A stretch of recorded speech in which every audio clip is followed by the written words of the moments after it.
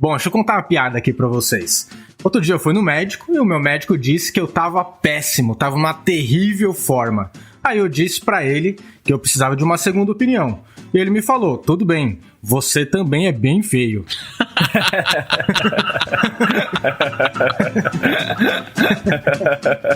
Mesmo que você não tenha nem entendido a piada, possivelmente está rindo por causa das nossas risadas. Nos anos 60, um engenheiro elétrico chamado Charles Douglas, que trabalhava em Hollywood, inventou uma máquina que transformou para sempre a história dos filmes e programas de comédia. Foi a máquina de risadas. Sabe aquelas trilhas com risadas de fundo que durante décadas acompanhavam os conteúdos e deixavam eles ainda mais engraçados? Pois é, essas trilhas de risadas contribuíram para que a audiência achasse o conteúdo realmente mais engraçado. Douglas ficou conhecido como a Esfinge de Hollywood. A história dele está nesse livro e serve para explicar por que as coisas viralizam e tornam-se hits. Será que basta apenas um bom conteúdo? Se sim, como deve ser esse conteúdo? Ou será que além do conteúdo é preciso que você, o ouvinte, a audiência, consiga encontrar o conteúdo?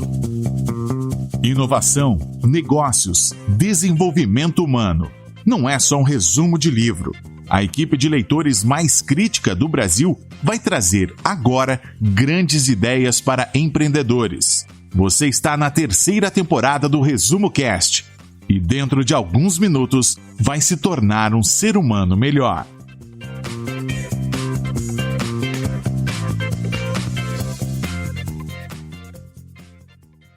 O livro Hitmakers foi lançado no Brasil em 2018. O autor é o editor sênior da revista The Atlantic, Derek Thompson. Ele é focado em escrever sobre economia e mídia e sempre está dando as caras em grandes emissoras de TV, como a CBS. Inclusive, o nome dele já constou em uma lista famosa da Forbes, que nomeia pessoas notáveis no mundo inteiro que têm menos de 30 anos. E o 3º episódio da temporada 3 do Resumo Cast começa agora. E essa semana que passou, eu aqui em Dubai, o Rafael Pires em São Paulo e o Arnaldo Neto no Rio de Janeiro, todos nós lemos o livro Hitmakers e vamos te trazer as melhores ideias sobre ele. E começamos com aquela ideia que é a mais importante do livro, a ideia central. É o estalo que resume muitas vezes o problema que o livro resolve. E todo grande livro resolve um grande problema. Fala pessoal, diretamente do Rio de Janeiro, Arnaldo Neto aqui. E pra mim, a ideia central do livro é a seguinte: o que faz de um hit um hit? Será que é a familiaridade? Sim, mas se for muito familiar, pode se tornar chato.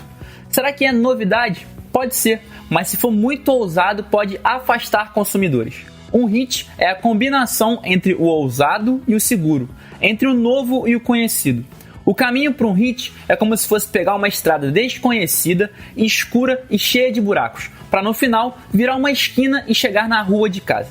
Então, mistura esses elementos, a excitação do inédito com a segurança do familiar e tenha finalmente um hit. Eu sou Rafael Pires, estou aqui em São Paulo e olha só, a ideia central do livro, na minha opinião, os produtos de grande sucesso, os considerados hits, sejam eles na música, nos filmes ou nas startups, eles encontram um paralelo na história. Os criadores estão reprisando antigas emoções, mas com um tempero de novidade, e eles sabem muito bem como disseminar isso. Esse livro tenta responder uma pergunta que todos os empreendedores se questionam diariamente.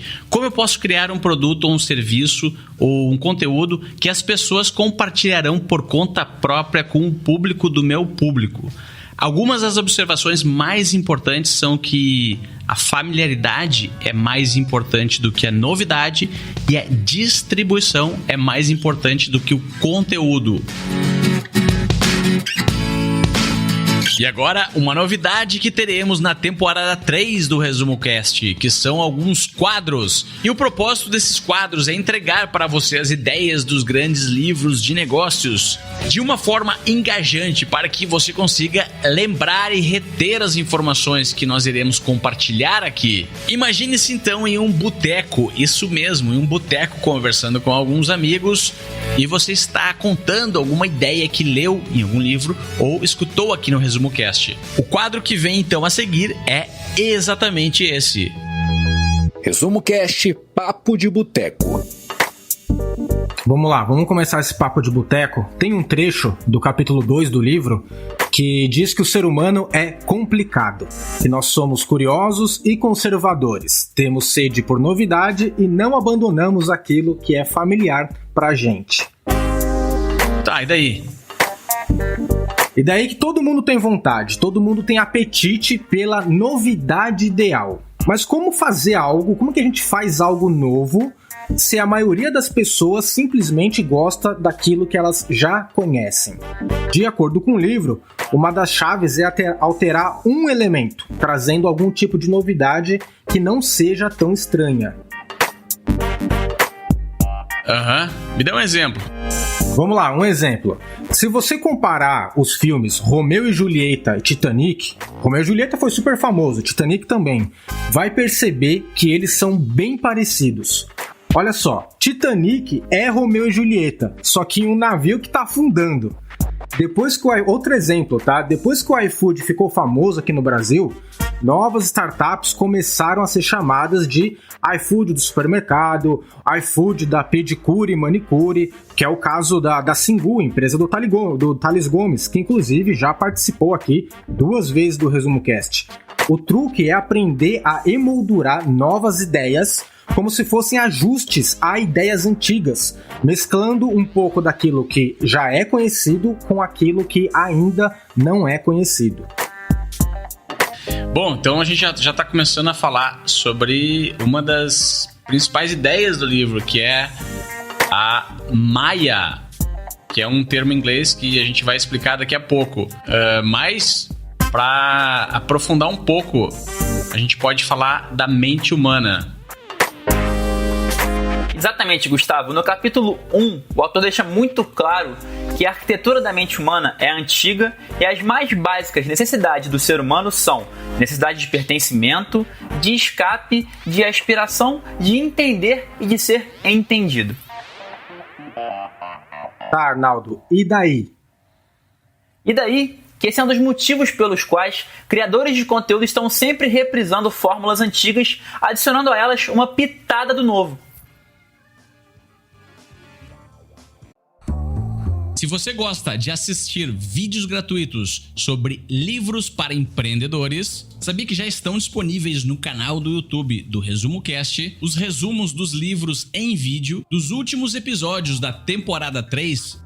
Basta abrir o seu aplicativo do YouTube ou o site do YouTube no seu computador e procurar pelo nosso canal digitando Resumo Cast.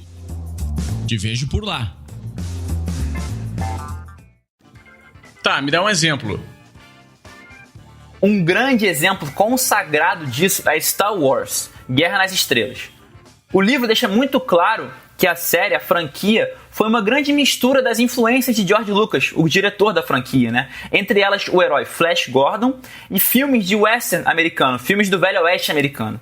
Só que ninguém mais queria ver mais do Flash Gordon ou mais filmes de faroeste. Então George Lucas introduziu elementos novos em uma jornada intergaláctica e levou os espectadores para fora do espaço para que finalmente encontrassem uma narrativa já conhecida, que os fazia sentir pertencentes. Repare, assim como o gancho inicial desse insight ressalta, Star Wars Guerra nas Estrelas forneceu aos fãs ao mesmo tempo elementos de escape, por levá-los a uma jornada inédita e desconhecida, mas no meio disso tudo os entrega também narrativas e conclusões familiares, para que se sintam finalmente seguros. A combinação desses dois fatores criou a maior franquia da história do cinema. Resumo Cast, Papo de Boteco.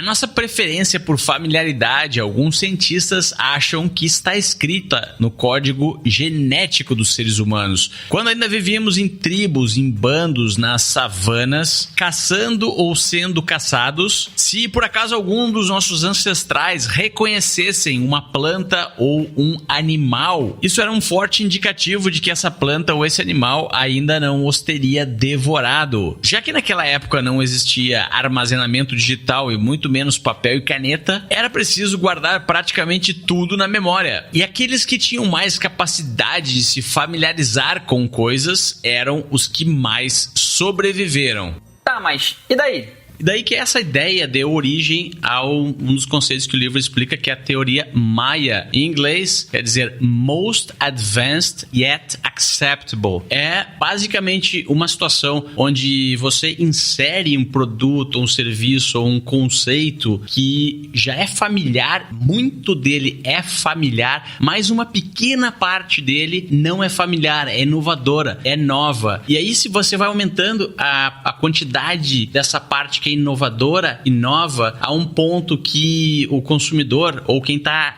recebendo o conceito começa a ficar desconfortável, você atingiu o ponto Maia. A partir daí, quanto mais inovador, mais desconfortável vai ficar. E no caso de um consumidor, ele não vai comprar ou não vai consumir um conteúdo. Tá legal, mas me dá um exemplo disso aí. Vou falar sobre um exemplo de um aplicativo que praticamente todo mundo conhece, muitos ouvintes utilizam para acompanhar o Resumo Cast, que é o Spotify. O Spotify tem uma filtragem colaborativa, que eles chamam. É uma funcionalidade do aplicativo onde robôs, bots lá do Spotify, percorrem playlists que os próprios usuários criam para tentar identificar músicas que foram colocadas em playlists juntas. O que o Spotify faz com essa informação? Eles sugerem essas músicas para outros usuários também que tinham alguma outra música em comum nas suas playlists. Dessa forma, eles conseguem entender quais são os gostos e semelhanças de gostos das pessoas e possivelmente a música que será sugerida e que vai ser apreciada por aquela pessoa que está escutando uma música nova que ela nunca escutou. O nome dessa funcionalidade chama-se Discovery Weekly e a ideia inicial do Spotify era sugerir às pessoas apenas músicas novas que o usuário nunca havia escutado antes. Mas olha só que interessante. Havia um defeito, um bug no programa que acabou deixando passar algumas músicas que não eram novidades, não eram músicas novas, eram músicas já escutadas antes pelo usuário. E aí o engajamento com aqueles playlists começou a aumentar muito. Então o Spotify descobriu o bug, descobriu o problema no sistema e consertou, voltou a transmitir apenas músicas novas, nunca escutadas antes, e o engajamento caiu. A conclusão foi que as pessoas querem escutar coisas familiares e misturado nesse balaio de coisas familiares, um pouco de novidade. Essa é a configuração Maia. Segundo o autor do livro, e essa história do Spotify também, os conteúdos mais aceitos que se tornam hit seguem essa configuração. Gustavo, deixa eu pegar carona nesse assunto de música que você trouxe com o Spotify e revela uma conversa bem íntima que eu tive ontem, conversando com meu pai.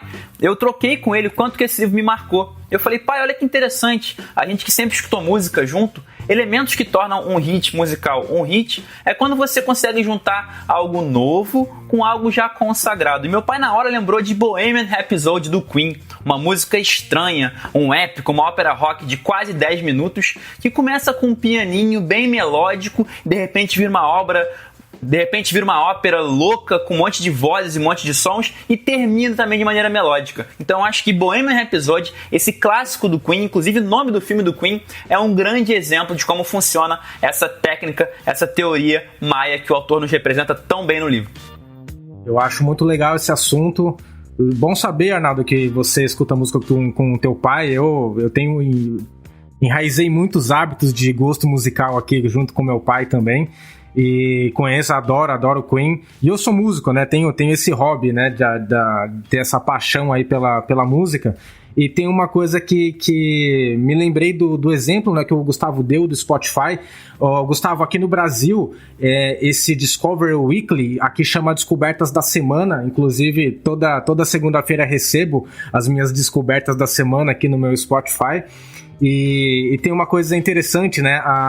No livro diz, né, sobre a rádio, né? Então, por que a gente sintoniza a rádio, né? Porque a gente não sabe o que a rádio vai tocar. Então tem esse negócio de surpresa. E isso instiga os seres humanos a ainda escutarem rádio. Só que o detalhe, a gente quer sintonizar a rádio, mas para escutar músicas que a gente já escutava antes, para escutar músicas conhecidas, né? Então isso aí é um paralelo aí também para reforçar esse exemplo.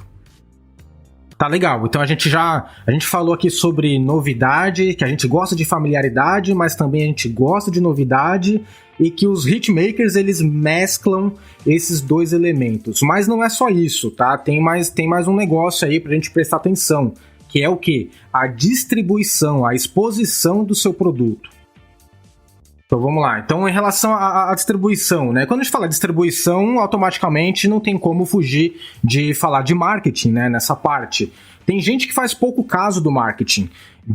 Muitas pessoas dizem que muitas estratégias bem-sucedidas de marketing que a gente está vendo aí no mercado, elas não têm propósito. Entendi, mas e daí? E daí, né? E daí que é o seguinte, o marketing é a raiz que empurra as coisas lá de baixo para cima, para a superfície, onde grandes públicos podem ver isso aí. É assim que as coisas se tornam populares. Nada se torna popular se não tiver algum tipo de marketing por trás. É o que o livro diz, né? Logo no primeiro capítulo. A distribuição ou a disseminação de um produto é tão importante quanto a sua qualidade. Tá, mas me dá um exemplo. Eu vou dar um exemplo, vamos voltar um pouquinho no tempo, entrar aqui no túnel do tempo. Quando o Instagram foi lançado, ele não era único, tá? Existiam outros aplicativos bem parecidos no mercado. Aliás, como o livro diz, o Instagram não era o único aplicativo que inventou a ideia dos filtros, que tornou, né, o Instagram super famoso no mundo inteiro. Antes de soltar o aplicativo para todo mundo, lá na App Store e na Google Play, os fundadores do Instagram, eles ofereceram algumas versões anteriores do aplicativo para alguns magnatas da tecnologia lá em São Francisco, incluindo o Jack Dorsey, que é cofundador do Twitter. O que aconteceu? Esses caras, que eram todos celebridades em seus segmentos, com milhares de seguidores, começaram a postar várias fotos do Instagram, só que no Twitter, e isso foi se espalhando. Quando o Instagram foi lançado oficialmente para todo mundo, ele já era conhecido por milhares de pessoas. O sucesso do Instagram teve a ver com um bom produto. Sim, o Instagram é bom, ele é simples e ele é divertido. Mas também tem a ver, né, esse sucesso todo do Instagram tem a ver com a rede de contatos em que ele foi lançado. Legal, então ficou bem claro que nesse exemplo que o Rafa deu, que a distribuição, uma boa estratégia de distribuição, principalmente para as startups e para os negócios novos que estão pleiteando serem lançados em direção a novos mercados e desbravarem hábitos de consumidores, tentarem resolver problemas que não eram resolvidos no passado. Eles precisam, além de ter um valor de entrega consistente, um valor que resolva um problema real, precisam ser bem distribuídos através de uma boa estratégia de marketing. E essa que o Rafa citou foi uma estratégia onde uma plataforma usou uma outra plataforma para atingir a rede daquela outra plataforma e se disseminar na rede do Twitter, como se fosse uma aranha jogando uma teia e trazendo aqueles clientes do Twitter para o Instagram. Nós podemos começar a abordar agora o efeito da mera exposição. Quer saber o que é isso? Resumo Cast Papo de Boteco. Queria agora convidar o ouvinte a entender o efeito da mera exposição. Ele defende que as pessoas preferem cheiros, bens de consumo, canções e paisagens familiares. Tá, e daí? Se você gosta de assistir vídeos gratuitos sobre livros para empreendedores, sabia que já estão disponíveis no canal do YouTube do Resumo Cast os resumos dos livros em vídeo dos últimos episódios da temporada 3? Basta abrir o seu aplicativo do YouTube ou o site do YouTube no seu computador e procurar pelo nosso canal digitando Resumo Cast. Te vejo por lá. E daí que pode parecer que quando você escolhe de maneira aleatória um objeto, um produto ou um cheiro, pode ser que aquele seja o mais bonito ou mais cheiroso, mas na verdade você está escolhendo o mais familiar. Me dá um exemplo disso aí, Arnaldo.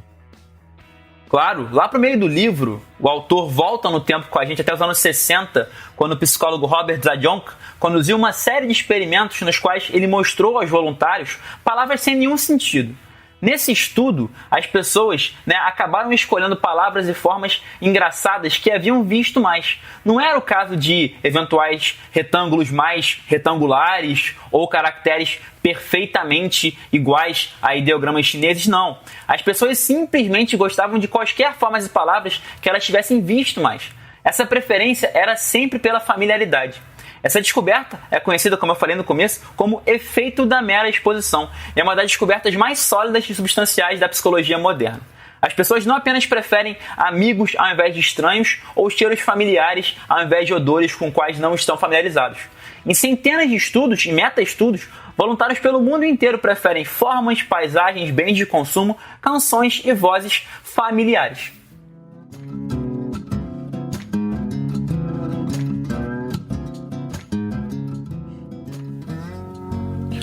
Agora eu vou falar sobre um assunto que está muito relacionado com o HITS, que são os rankings. Você já percebeu quantos rankings nós temos hoje no mundo? O próprio Google é um ranking.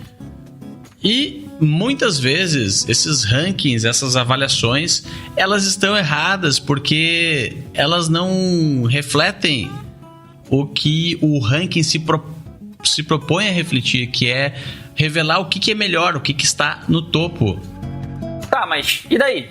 E daí que muitas pessoas, quando escrevem avaliações ou votam em rankings, elas possuem motivações, elas possuem estados e sentimentos diferentes que não estão alinhados, como eu falei antes, a entregar o que o ranking se propõe, que é mostrar o que é primeiro, segundo, terceiro e quarto em termos de valor. Tá, me dá um exemplo de um ranking assim. Tudo bem, eu vou dar 2 exemplos. Um exemplo ele está relacionado com música e é o maior ranking de músicas do mundo até hoje. Ele chama-se Billboard Hot 100. Esse ranking, desde 1958, ele semanalmente lista as melhores músicas dos Estados Unidos em várias categorias diferentes. Até 1991, ou seja, de 1958 até 1991, não havia, obviamente, internet e não havia uma forma precisa de medir o ranking. O que acontecia? Alguém da Billboard telefonava para as lojas que vendiam discos e perguntava para as pessoas qual é o disco que está vendendo mais. Só que a resposta, ou as respostas, eram mentiras ou semi-mentiras. Por quê? Porque as gravadoras subornavam os donos e vendedores de discos para que dessem um empurrãozinho naqueles discos que elas tivessem mais interesse. E também os donos das lojas queriam vender um ou outro disco que estava encalhado lá no estoque e acabavam dizendo que aquele disco ele estava vendendo bastante, na verdade não estava vendendo bastante. Eles queriam que as pessoas, por ocuparem uma posição mais alta no ranking, comprassem mais aquele disco que estava encalhado no estoque. Isso significa que o ranking não refletia a verdade, ele refletia mentiras. Aí ocorreu algo que o livro até descreve como revolucionário. Em 1991, a Billboard começou a monitorar os caixas registradoras das lojas de discos e eles começaram a perceber realmente quais eram os discos, estilos, gêneros que mais vendiam. O ranking completamente se inverteu e começou a refletir a verdade, ou seja, a verdade que era expressa ali na hora da venda. Então era que realmente as pessoas estavam comprando e não o que elas diziam que estavam vendendo e comprando. Outro exemplo, ele diz respeito ao assunto que a gente mais aborda aqui no Resumo Cast, que são livros. Existe um estudo científico que analisou 38 mil publicações publicações em um site na internet que é um ranking, que é o Goodreads, é o maior ranking de livros e avaliações do mundo. A conclusão que os pesquisadores chegaram era que, olha só, livros que ganharam prêmios de literatura receberam resenhas, avaliações piores que os que não ganharam, e isso intrigou muitos pesquisadores. Por que um livro que ganhou um prêmio teria uma avaliação pior? A conclusão desse estudo científico foram duas. A primeira é que os livros que ganhavam prêmios tinham as expectativas da sua entrega do conteúdo muito infladas. Então as pessoas achavam que fantástico, aquele livro é o primeiro do ranking, ganhou o prêmio, ia lá, comprava o livro e o livro não entregava, não era um bom livro, e elas acabavam dando uma avaliação pior. A segunda e mais interessante de todas é que os livros que ganhavam prêmios, ou os que ganham prêmios, porque o Goodreads ainda existe, eles atraem a atenção de mais pessoas, obviamente. Mais pessoas compram eles, mas pessoas que também não gostam do gênero do livro ou do autor acabam comprando o livro por ele ser o top em primeiro lugar. E essas pessoas, elas tendem a dar avaliações piores, um pouco pior, mas não motivadas pelo conteúdo do livro, motivadas simplesmente porque elas não gostam do gênero. Então esse é um outro exemplo de um outro ranking que não reflete o real valor dos livros. É engraçado você tocar nesse assunto tanto do ranking da música como o ranking de livros, porque esses dois exemplos eles estão aqui no livro, no Hitmakers, e quando eu passei por essa parte, eu me senti até um pouco incomodado com isso, porque eu pensei, poxa, então quer dizer que eu não posso confiar numa lista dos discos mais vendidos? Quer dizer que eu não posso confiar num ranking dos livros mais vendidos? Como é que fica isso aí pra vocês? Rafa, sem dúvida já é ruim você imaginar, será que eu gosto tanto do Bob Dylan porque eu realmente gosto do Bob Dylan, ou porque um dia inventaram que o disco dele era o mais vendido e eu fui atrás da maioria? Isso já me incomodou. Mas imagina isso levado para um outro nível, em relação a, de repente, eleições com pessoas que podem eventualmente comprar algumas pesquisas para que você possa querer votar no candidato que aparece como o mais votado, sendo que ele talvez nem seja, mas no final das contas ele vai acabar sendo, não porque ele já era, mas porque a maioria preferiu ir com o familiar, a maioria preferiu ir com quem vai vencer. Isso também me intrigou muito, Rafa, confesso. Eu tenho uma opinião sobre isso. Eu acho que depois da invenção dos meios digitais para se medir de uma forma mais precisa o que as pessoas fazem, o mundo mudou. Algumas coisas pioraram e outras coisas, como o ranking da Billboard, melhoraram. A Billboard não era mais uma opinião, era o que estava no caixa registrador. E a gente pode ver vários exemplos aí do mundo digital e da internet. Mas, por exemplo, olha um grande ranking. Vou falar aqui um ranking de uma empresa que eu uso para escolher os meus livros, como a Amazon, por exemplo. É uma empresa privada que vende livros e ela tem um algoritmo que sugere livros para as pessoas que visitam o site da própria Amazon. Então, obviamente que a gente não sabe como esse algoritmo funciona, mas, de certa forma, aquele ranking que está lá é o ranking que os autores querem estar, é o ranking que todo mundo quer estar bem ranqueado, porque é aquele ranking que influencia na decisão de compra de quem mais importa, que é o do consumidor. E muitas vezes a gente escolhe livros pelo ranking não só da Amazon, como do Goodreads, como a gente citou aqui, ou por uma mera pesquisa no maior ranking do mundo, o Google. E adivinha quem vende mais? Quem está melhor ranqueado. E não necessariamente quem tem o melhor conteúdo. É claro que algumas vezes isso acontece. Quem tem o melhor conteúdo é o mais bem ranqueado. Meu amigo Carlos Nepomuceno fala muito sobre esse assunto e ele é o autor de, dentre outros livros, Civilização 2.0, onde ele conta que nós vivemos na era 1.0, onde as curadorias, as seleções dos conteúdos ainda apesar de ser feita pelos meios digitais, ainda tem muita interferência humana, e os rankings, até mesmo o ranking do YouTube, ele não é muito preciso. Agora, o momento verdadeiro que iremos virar a chave é quando essas curadorias todas forem feitas por tecnologias parecidas com a blockchain. Seria a blockchainização da verdade das coisas, onde diversas transações, tanto financeiras quanto o registro dos votos em um ranking que está aí público na internet, seriam feitos por códigos de computador, criados, obviamente, por seres humanos, mas, uma vez criados, esses códigos seriam impossíveis de serem corrompidos e manipulados.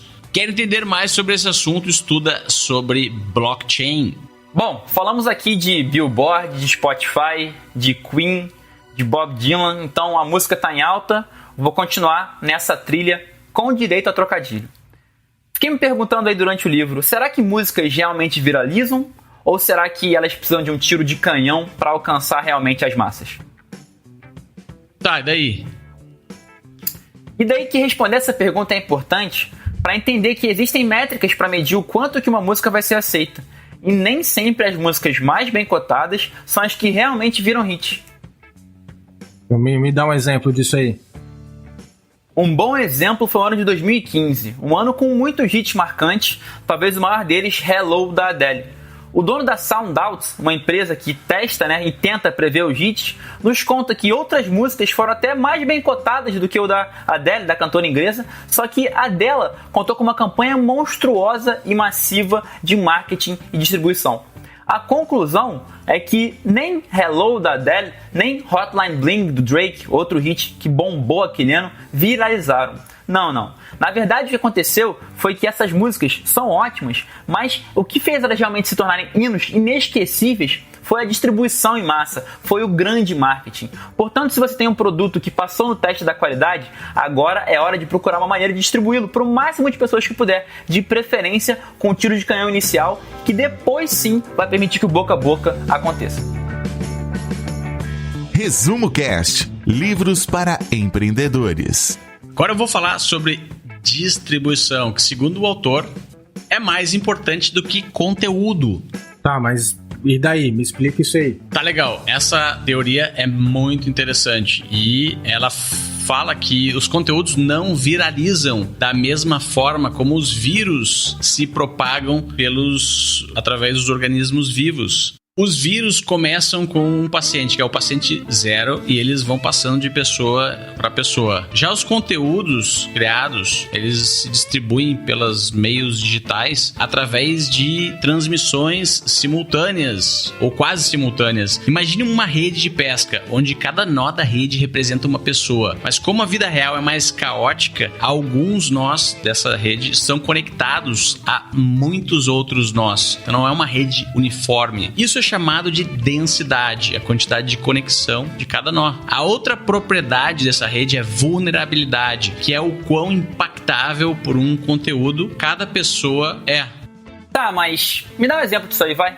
Tá legal, esse conceito é um pouco complicado, então merece um bom exemplo. Pense bem, distribuir o seu conteúdo para um eremita que mora na Sibéria não é tão eficaz, pois a distribuição vai morrer ali. Ele não está conectado a ninguém, ele está isolado na Sibéria, ele tem baixa densidade. Então a gente já cobriu o primeiro aspecto, que é densidade. Quando se fala de vulnerabilidade, não adianta anunciar um conteúdo para pessoas mais velhas, por exemplo. Esse é o exemplo que o autor cita no livro, porque essas pessoas mais velhas não irão compartilhar com ninguém. Essas pessoas têm baixa vulnerabilidade ao serem impactadas por determinados conteúdos, mas o oposto também é ruim. Também não adianta anunciar um conteúdo para pessoas que são hipervulneráveis ou que possuem hipervulnerabilidade a qualquer tipo de conteúdo. Quem curte tudo provavelmente vai mudar de ideia quando for atingido por um outro conteúdo concorrente ou parecido. Um exemplo, que é uma das histórias citadas no livro, é a música Rock Around the Clock, que foi o primeiro rock a chegar no topo da Billboard. Ela vendeu mais de 40 milhões de cópias. Ela foi lançada e no momento do seu lançamento ela foi um fracasso completo. Vendeu muitos poucos álbuns e depois de um ano ela virou trilha de um filme que estourou na audiência e marcou uma geração. O nome do filme era Sementes da Violência. Por ser a trilha inicial desse filme, ela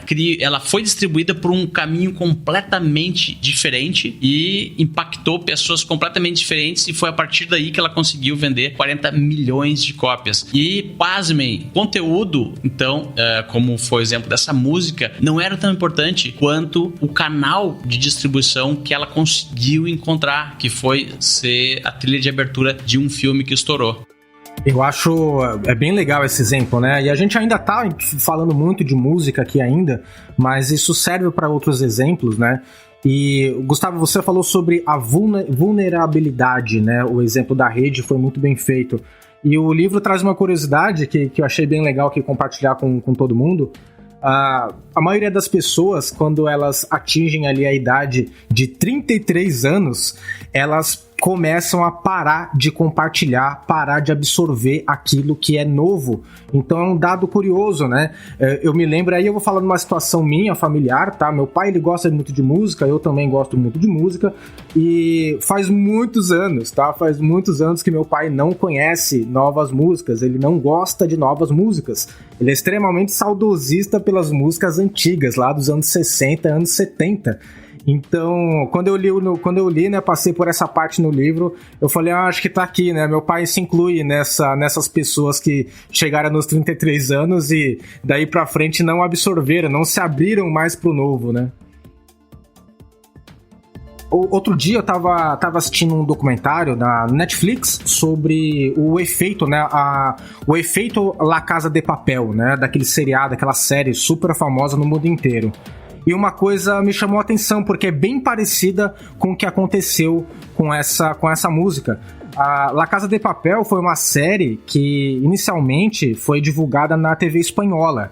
E, cara, aquilo foi um verdadeiro fiasco de audiência. Não conquistou, não impactou ninguém. Os atores, os diretores, todo mundo envolvido, os caras estavam fracassando. Eles muito mais gastaram do que ganharam com a série. Aí o que aconteceu? A Netflix comprou os direitos da La Casa de Papel. A Netflix fez a exposição, a divulgação, né, da La Casa de Papel. E hoje o mundo inteiro conhece La Casa de Papel e os atores, eles são parados na rua como celebridades por causa disso. Olha só que interessante, né? A série é a mesma que passou na TV espanhola e foi um fracasso, né, a primeira temporada. Só que quando foi exposta no Netflix, aquilo impactou o mundo inteiro. Então olha aí o fator da exposição, né? Será que isso aí é a prova definitiva de que conteúdo não importa? Conteúdo ele é importante, tá? Na minha opinião, ele é muito importante. Agora existem outras coisas que vão complementar o conteúdo, como a gente está muito bem falando aqui, né? Primeiro, um conteúdo que é mais do mesmo, isso aí é difícil que vai se tornar popular, tá? Porque ele é mais do mesmo, né?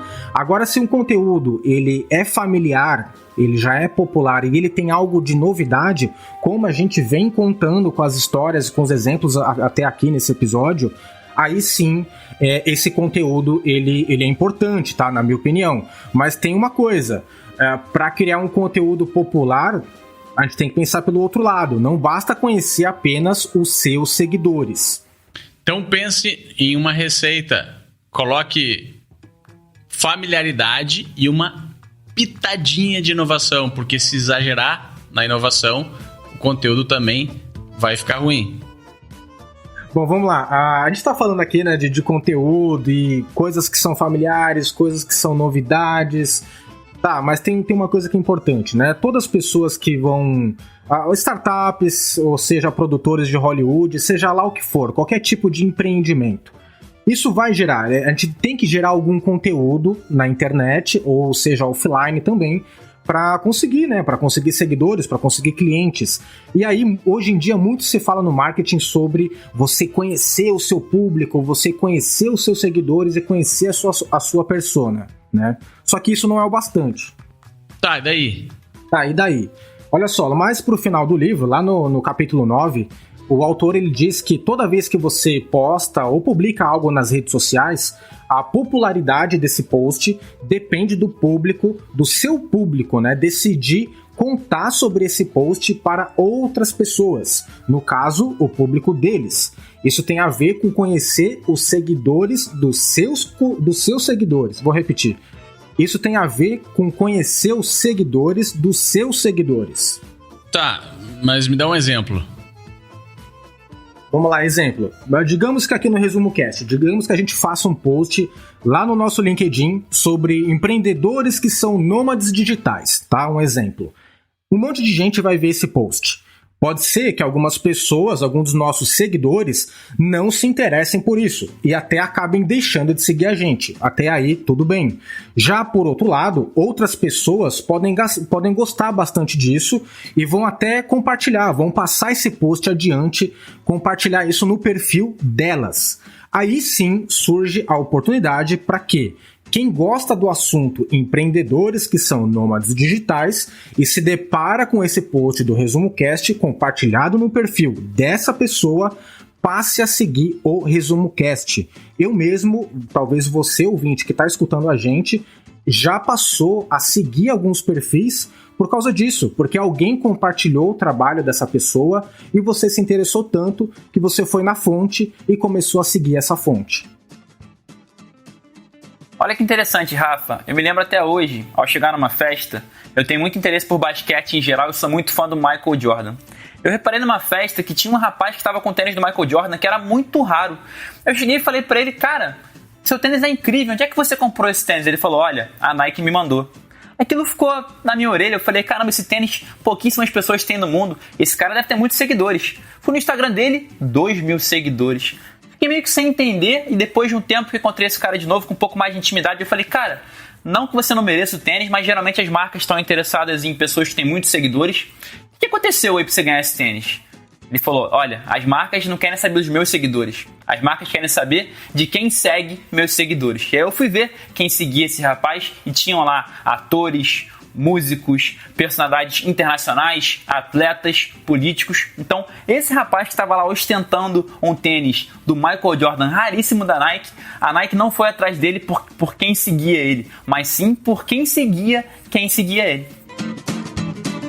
Eu não posso deixar de fazer um gancho aqui com um conceito que também está nesse livro, que é um conceito que nos facilita entender familiaridade, o conceito de fluência e disfluência. Eu gostei tanto da forma como ele contou, fluiu tão bem e finalizou tão bem, que esse é um exemplo de fluência. Pensa em uma rima com a palavra chapéu, tá vendo? É um pensamento fácil. Pensa num conceito político que você concorde. É fácil, ele flui, é um pensamento fluente e muito provavelmente familiar. Agora, um pensamento disfluente, o autor ele descreve como um pensamento que faz o cérebro doer. Ou seja, pense em um conceito ou uma teoria política, um partido político ou um político que você não gosta. Tente imaginar ele falando e digira essas coisas que ele está falando e tente entender e explicar. Ou tem um outro exercício muito legal. Pense em um filme. Não pense muito sobre os detalhes do filme, mas pense em um filme que mais impactou ultimamente nas últimas semanas da sua vida. Esse é um pensamento fluente. É bom lembrar, é bom sentir a emoção de ter visto aquele filme ou aquela série. Agora tente descrever 7 coisas que você gostou ou não gostou nesse filme. O pensamento ficou disfluente porque ele requer um trabalho, dói um pouco mais o cérebro. Então, para criar conteúdos com fluência, pense em coisas fáceis e, principal de tudo, familiares, não a você, mas ao seu público.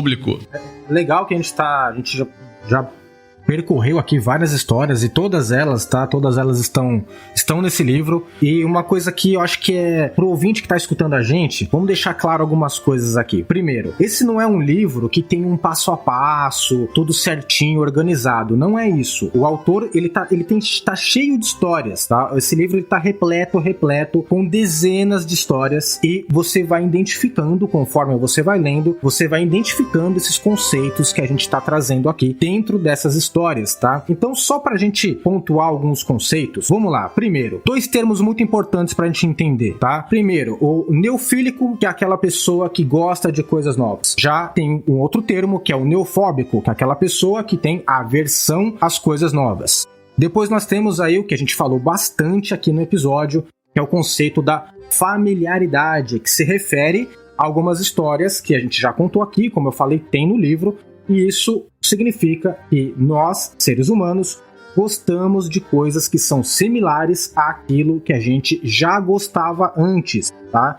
Um exemplo, o Arnaldo contou do filme Star Wars, E só para você ter ideia, ouvinte do Resumo Cast, em 15 dos últimos 16 anos, o filme com maior sucesso de bilheteria foi uma sequência de um filme anteriormente bem sucedido, praticamente usando os mesmos elementos. E um desses exemplos é justamente o Star Wars.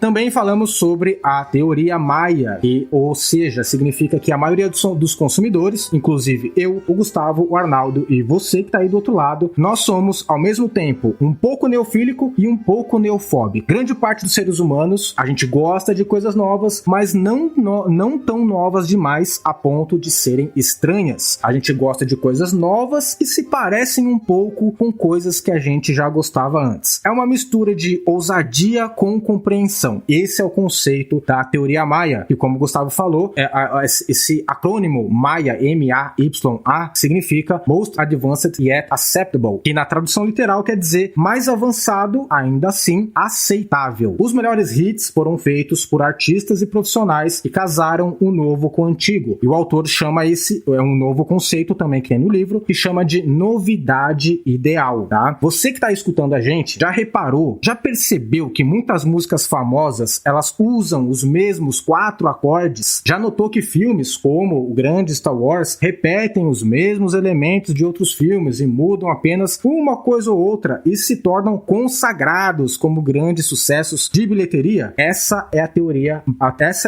Maia na prática. E lembre-se de uma coisa, guarda isso com você, ouvinte do Resumo Cast. Para vender algo familiar, torne-o surpreendente. Para vender algo surpreendente, torne-o familiar. Para quem é esse livro? Esse livro é para qualquer pessoa que sente que tem um produto e ou serviço que vale ouro nas mãos, mas não está ainda conseguindo fazer com que ele atinja as pessoas. Nas páginas desse livro, você vai aprender a misturar os elementos de novidade e familiaridade na dose certa e finalmente fazer a sua arte atingir quem mais precisa dela. Vamos lá, para mim, esse livro é para quem quer entender sobre alguns aspectos psicológicos que são fundamentais e que estão por trás dos produtos que são grande sucesso de mercado. E assim conseguir ter mais atenção das pessoas para aquilo que você ou a sua empresa está oferecendo no mercado. Esse livro é para um hitmaker, nada mais é do que o título do livro, e o hitmaker é a pessoa que tem intenção, tem interesse de criar um hit. Geralmente essas pessoas são empreendedores, mas o livro traz muitos exemplos também de políticos, músicos, enfim, qualquer ser humano que tem um valor e quer impactar outros seres humanos e quer descobrir o que faz com que esses valores sejam transmitidos de grupos em grupos e tornem-se populares. O que marcou ou mudou na sua forma de pensar ou agir? Esse livro me fez melhorar e muito as chamadas para os meus conteúdos no meu Instagram. Antes, eu apenas fazia uma chamada meio que descritiva para postagem. Nada polêmica. Agora, seguindo os conceitos de novidade mais familiaridade, eu faço uma chamada realmente chocante, que vai chocar meus seguidores para depois aliviar a tensão com conteúdo familiar. Por exemplo, ao invés de falar encontre o seu propósito, eu falo não leia esse post se você quiser continuar infeliz. Bem mais impactante, né? E depois, com o texto ou com o vídeo, a pessoa vai entrando no universo mais familiar e se sente aceita e pertencente. Desde que eu percebi a fazer isso, eu percebi que a interação subiu de maneira notável. E se você quiser conferir esse material, me segue lá no Instagram, @ArnaldoDePropósito.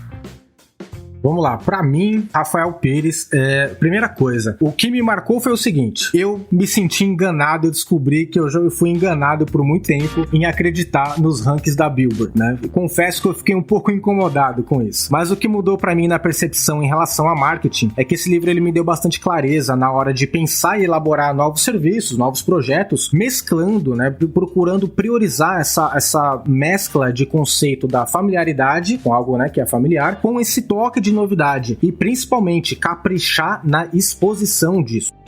O que me marcou nesse livro foi o que eu chamo de sabedoria do último parágrafo, ou da última linha do livro, da última frase. E literalmente o que eu vou falar agora tá na última frase do livro. Então, depois de contar uma história de um empresário extremamente bem sucedido, o autor conta que em uma das últimas conversas com esse empresário falou que ninguém sabe se a próxima coisa que vai criar vai ser um hit ou não. E esse empresário, ele é do ramo de entretenimento e de música. Então essas pessoas estão sempre querendo criar hits. Mas a batalha dele, olha só, a batalha dele, ele diz que é contra o tempo. Meu tempo é minha luta. Isso é tudo que qualquer um pode esperar controlar. O resto é pozinho de pirlim-pim-pim.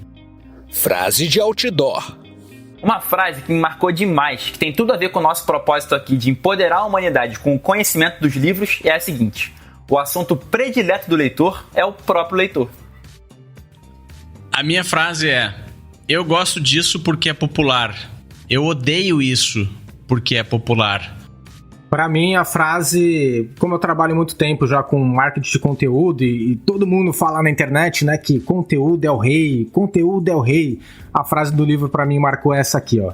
Conteúdo pode ser o rei, mas a distribuição é o reino. Desafio para o ouvinte. Agora é com você, ouvinte. Agora é a sua vez de criar um hit misturando elementos de novidade e familiaridade. Te convido agora a escrever um post sobre o que mais te incomoda no mundo. Te desafio agora a postar tudo o que está dentro do seu peito. E para fazer isso, vamos seguir os ensinamentos do livro. Comece com esse texto, com esse post, chocando, ousando, causando curiosidade. Comece a rabiscar palavras de modo que quem te lê vai sentir um leve desconforto somado a uma vontade de saber mais. Ao longo do seu post, vai introduzindo elementos familiares que permitam ao seu leitor começar aos poucos a se sentir aceito e compreendido. E finalmente entregue a ele o ouro, o cerne da questão, de modo que ele se sinta de maneira que desceu uma caverna escura em busca de um tesouro e finalmente encontrou. Antes disso, ele estava com a testa franzida, agora ele está com um sorriso no rosto. Faça isso agora e impacte o mundo com a sua mensagem. E quando for publicar o post, não se esqueça de marcar o Resumo Cast para que a gente possa ler, compartilhar e permitir que a sua arte chegue para ainda mais gente.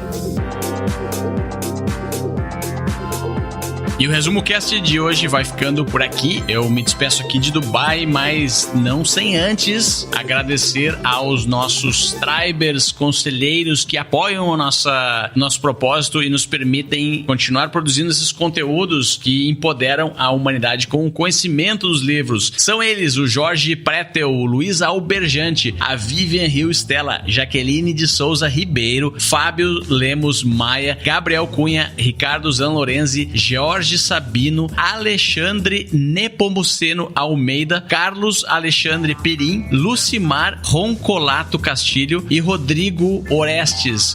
Quer fazer parte do nosso legado, se tornar um deles e nos ajudar a empoderar a humanidade com o conhecimento dos livros? Visite resumocast.com.br/apoia-se. A melhor forma de aprender é ensinando. Compartilhe estas ideias com alguém e nos ajude a empoderar a humanidade com o conhecimento dos livros. Para saber mais, visite resumocast.com.br. Se você gosta de assistir vídeos gratuitos sobre livros para empreendedores, sabia que já estão disponíveis no canal do YouTube do Resumo Cast os resumos dos livros em vídeo dos últimos episódios da temporada 3? Basta abrir o seu aplicativo do YouTube ou o site do YouTube no seu computador e procurar pelo nosso canal digitando Resumo Cast. Te vejo por lá.